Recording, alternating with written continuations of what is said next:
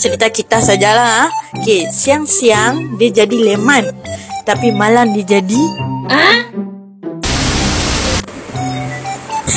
Hello, welcome to Ghost Museum.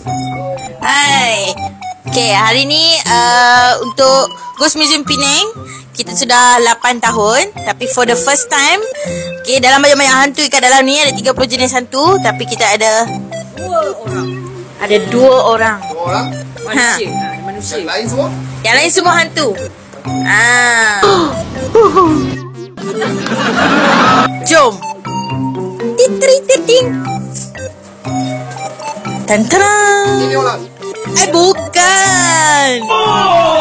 Ini orang. Comel kan? Inilah orang yang dalam Ghost Museum tu.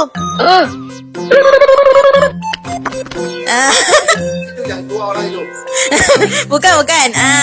So ini kita ada, kita panggil dia Leman. Leman. Abang Leman. So apa function dia dekat sini? Mari kita tengok. Ini you boleh ambil gambar, you boleh duduk belakang dia. Apa sih?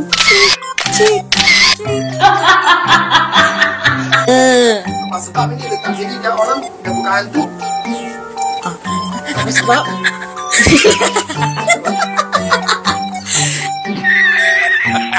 Dan rumah dia.